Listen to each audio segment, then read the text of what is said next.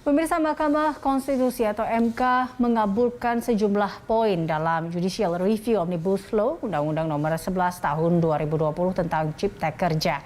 MK memutuskan bahwa Omnibus Law Undang-Undang 11 Tahun 2020 tentang Cipta Kerja tidak sesuai konstitusi atau inkonstitusional bersyarat.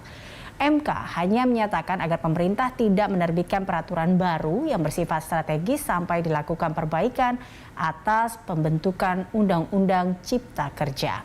MK memberi waktu bagi pemerintah memperbaiki Omnibus Law Undang-Undang 11 Tahun 2020 tentang Cipta Kerja selama 2 tahun. Pemerintah memastikan akan melakukan perintah putusan MK tersebut.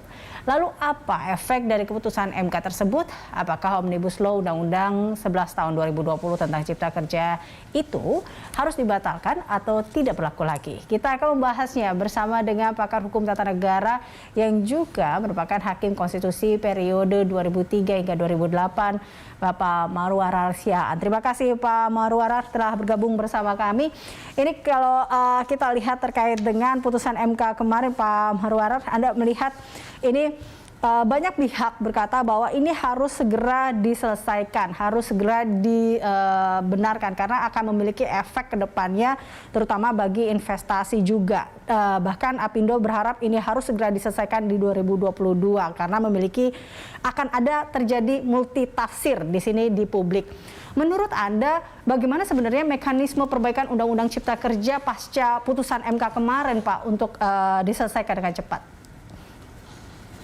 Ya, saya kira pertama-tama saya menyatakan juga bahwa MK meskipun dengan dissenting opinion yang cukup berat untuk dikatakan putusan itu merupakan suatu putusan yang boleh menjadi pandangan atau pendapat umum karena 5 dan 4 itu 4 orang dissenting itu menggambarkan atau representasi perbedaan paham yang sangat kuat di tengah-tengah masyarakat yang tergambar dari pandangan dissenter maupun pandangan mayoritas itu. Dan kalau bagi saya suatu jenis undang-undang seperti Omnibus Law yang begitu luas dan sangat besar, kalau boleh dikatakan jumlah pasalnya saya kurang tahu itu, tapi kurang lebih bisa mencapai 800 halaman itu, kalau kita memberikan suatu putusan yang katakanlah suatu conditionally unconstitutional dengan suatu perintah 2 tahun diperbaiki, itu menurut saya terlalu berat itu untuk menyatakan suatu undang-undang sebesar itu akan diperbaiki 2 tahun. Sesudah itu kalau tidak berhasil, itu harus dinyatakan tidak berlaku. Kalau kita bandingkan di masa lalu, MK itu pernah memberikan suatu putusan seperti ini, yaitu undang-undang tentang KPK, tipikor, yaitu peradilan tipikor, hanya satu pasal, MK memberikan kurun waktu 3 tahun kepada pembuat undang-undang dengan maksud supaya cukup waktu bagi mereka, meskipun begitu sempit itu, satu pasal saja yang harus diperbaiki atau 2 pasal, tapi 3 tahun. Sehingga diharapkan sebenarnya tidak akan timbul kekacauan akibat daripada perintah putusan MK itu. Itu dipertimbangkan betul dengan matang. Apa yang dikatakan impact analysis daripada suatu putusan seperti ini harusnya sebelum bulat ya MK kalau begini gawatnya itu harus dipertimbangkan betul dulu. 2 tahun apakah benar cukup? Dengan luasan seperti itu. Dan kemudian kalau ini tidak berhasil, kemudian otomatis undang-undang itu tidak berlaku, akan muncul kekacauan. Saya kira inilah keprihatinan saya, bahwa mungkin menurut saya seharusnya tadinya MK itu mempertimbangkan, itu mayoritas, mempertimbangkan lebih matang lagi apa yang dikatakan impact atau dampak dari putusan ini. Kalau tidak terjadi seperti yang diharapkan 2 tahun, kira-kira analisis dampaknya seperti apa? Anda bisa bayangkan itu sekarang, begitu luasnya undang-undang itu, dan kemudian dinyatakan dia tidak berlaku, kembali ke undang-undang lama, sementara itu, ya mungkin ada kebijakan-kebijakan yang sudah diambil, atau dalam 2 tahun ini sudah, atau 1 tahun ini sudah berjalan, itu akan menimbulkan kekacauan yang menurut saya dampaknya terhadap bidang ekonomi di Indonesia itu akan ya saya tidak bisa meramalkan seperti apalah, tetapi saya hanya melihat kekurang hati-hatian dalam melihat analisis dampak putusan seperti ini. Kalau kita bandingkan dengan putusan di masa lalu, MK memberikan masa 3 tahun untuk 2 atau 1-2 pasal di dalam Undang-Undang Peradilan Tipikor untuk mencegah kekacauan. Baik. Jadi saya kurang tahu bagaimana mereka melihatnya. Terima Baik, kasih. Pak Muarar, artinya Anda melihat 2 tahun ini masih dibilang kurang cukup sebenarnya untuk memperbaiki Undang-Undang Ciptaker yang kemarin diputuskan. Walaupun sebenarnya MK mengatakan putusannya adalah inkonstitusional bersyarat, artinya hanya ada beberapa pasal saja yang harus memang diperbaiki seperti itu. Berarti ini akan jadi tugas berat pemerintah yang harus mengejar 2 tahun ini. Kalau saya baca putusan itu tidak dia mengatakan beberapa pasal, dia menyatakan undang-undang itu, Undang-Undang 11 2020 bertentangan dengan Undang-Undang Dasar 45, tidak mempunyai kekuatan hukum mengikat secara bersyarat sepanjang tidak dilakukan perbaikan dalam waktu 2 tahun. Karena ini mungkin ya saya belum belajar semua ya, karena baru kemarin saya mendapat ini. Uji formilnya yang menjadi mendasar, berarti itu keseluruhan.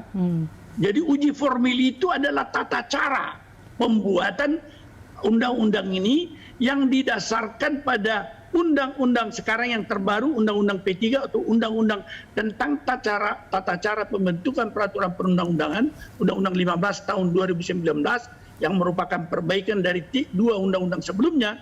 Itu tata cara yang diberikan semacam amanat dari pasal 22A begitu dari Undang-Undang Dasar. Tetapi pertanyaan saya berbeda dengan Hakim Konstitusi dan para pemohon ini. Apakah undang-undang tata cara pembentukan peraturan perundang-undangan bisa dikatakan menjadi bagian dari Undang-Undang Dasar 45 keseluruhan, sehingga kalau ada pelanggaran dari Undang-Undang P3 itu dinyatakan bertentangan dengan konstitusi?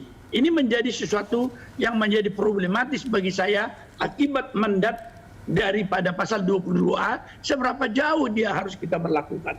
Saya kira ini pandangan saya. Baik, tadi Anda katakan bahwa tidak melihat dampaknya di sini.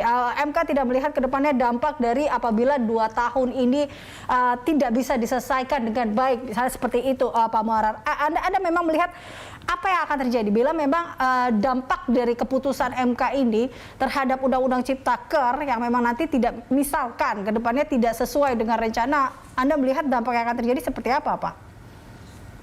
Ya, jadi kalau kita menyatakan ini sudah bubarlah undang-undang ini, kembali ke undang-undang lama.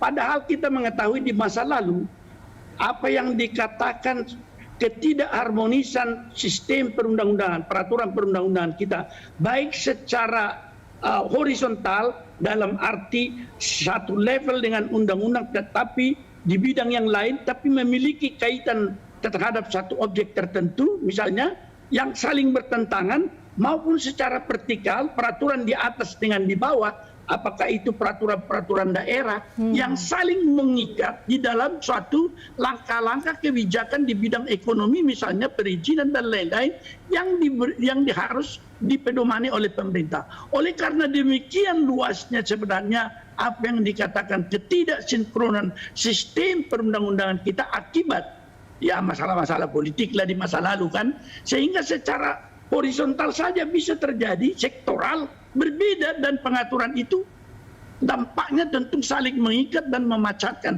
Inilah sebenarnya yang menyebabkan lahir konsep Omnibus Law seperti yang ada di negara Amerika waktu itu, karena luasnya masalahnya sehingga ditampung dalam satu apa yang dikatakan sudah jelas dikatakan di negeri asal itu, dia merupakan konsep perundang-undangan yang besar, a big, tapi dia selalu dalam banyak hal dia disebutkan buruk atau ugly, tetapi tidak selalu yang buruk itu inkonstitusional. Nah, ini perbedaan kita barangkali dalam melihat.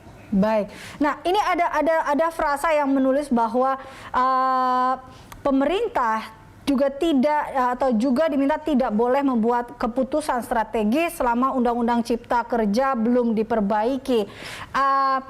Bisa Anda jelaskan terkait dengan frasa ini, Pak Muarar, dan juga ada beberapa hal yang memang dicatat di situ juga.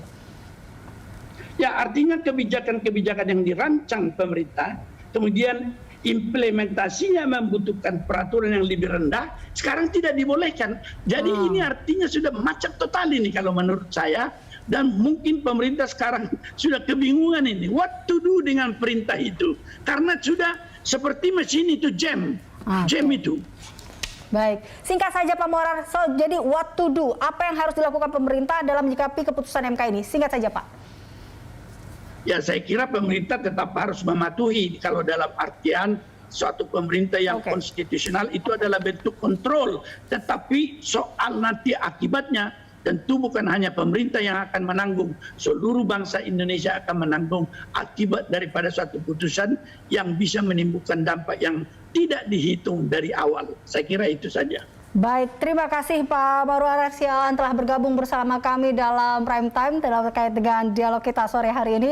Pemirsa, demikian Marwar Arsiaan, Hakim Konstitusi periode 2003 sampai 2008 yang juga pakar hukum tata negara.